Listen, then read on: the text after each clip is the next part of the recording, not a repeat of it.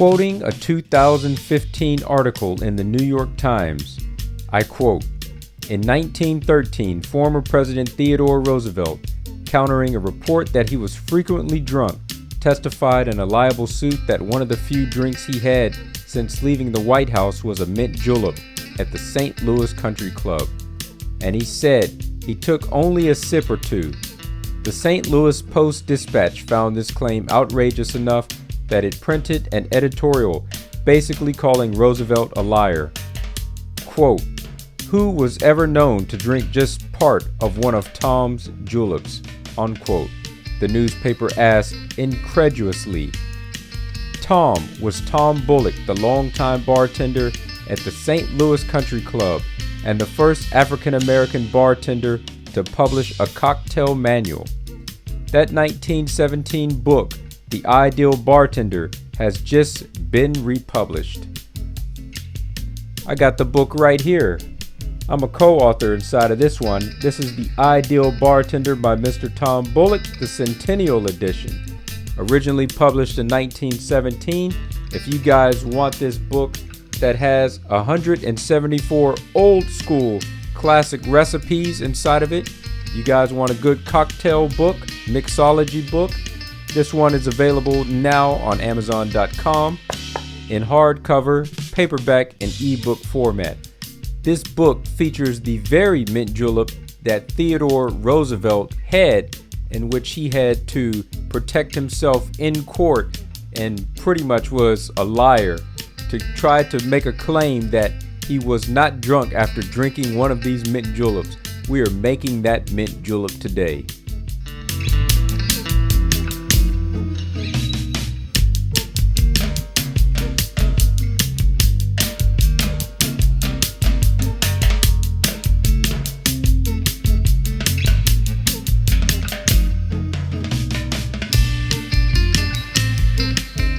Hello ladies and gentlemen, I'm Mark Antimate, the Pontiff of Japanese whiskey and your Tokyo Godfather here.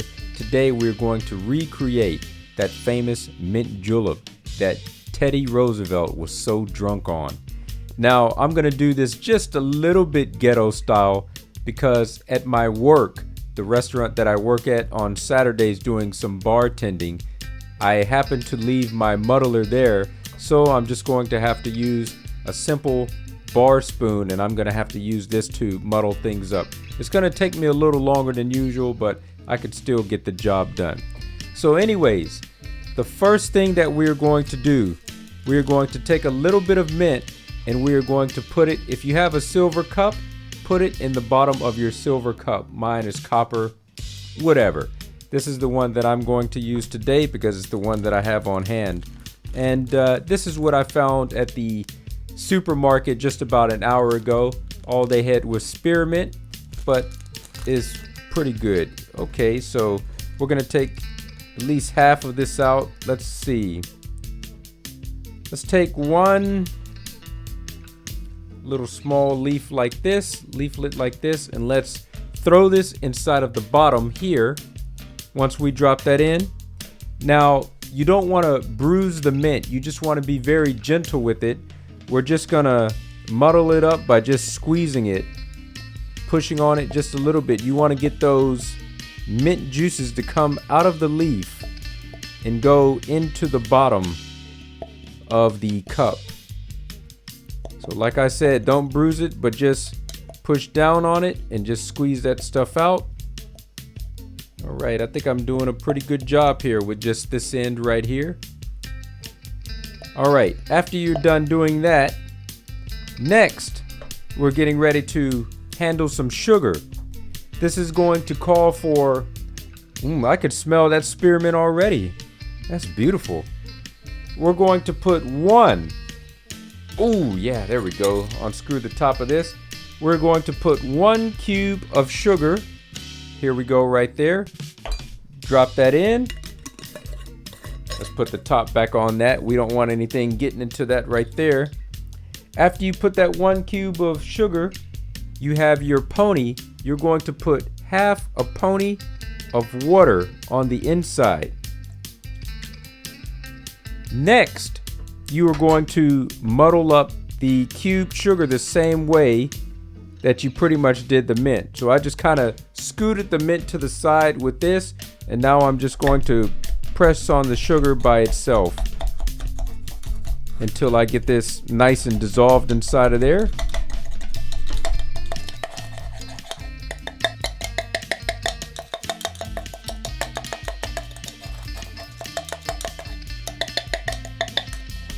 All right, moving on to the next step. I got some Maker's Mark bourbon whiskey here. I don't know who gave this to me. I'm trying to think off the top of my head who it could have been. Somebody had gifted this to me, and I can't even recall who it is. I feel so embarrassed. I think maybe it was my close friend at Sushi. He may have given this to me for my birthday, I believe. I'm just going to assume that it was at Sushi. At Sushi, thank you. If it was somebody else completely that gave this to me, I thank you, and I'm so embarrassed that I called you at Sushi. But anyways, this one is closed. This is a nice small one here, 350 milliliters. And I really needed another one of these too because I had already ran out of my other one. So I'm glad to have gotten this again. So we break the seal, the wax seal there, and unscrew the top. And now what we are going to do, we're going to pour 2 jiggers of bourbon whiskey on the inside of this. That is extremely strong. If you want to know what 2 jiggers is, that's like 44 and another 44 milliliters, so total 88 milliliters of bourbon whiskey. Or if you're inside the United States, that's going to be 3 ounces of whiskey. So we're going to fill this up, dump it in, fill it all the way up again, and then dump it in one more time. So let's go ahead and do that.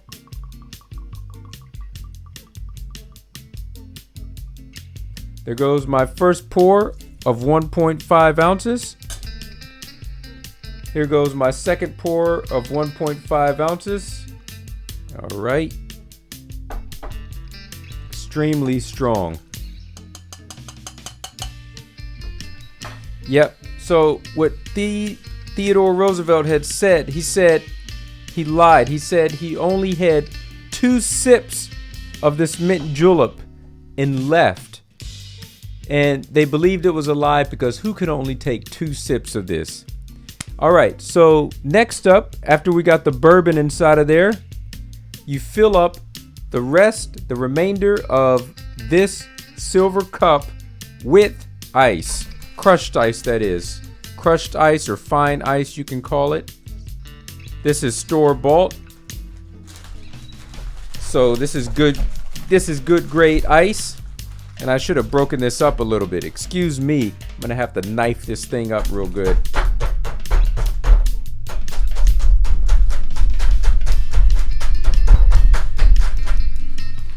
All right, I got that crushed up pretty good.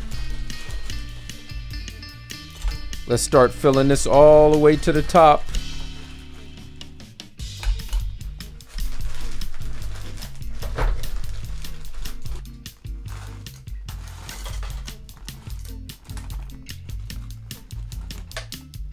Beating the hell out of some ice on a glass desk is something that you want to do. Anyways, we got her done. Next up, we have to stir, and we have to stir well until the mug that you have the ice in becomes frosted.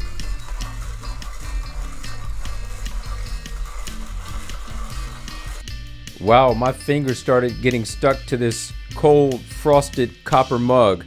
I'm gonna go ahead and put on my glove like Luke Skywalker so that it doesn't stick. And that's cold. That is cold, cold.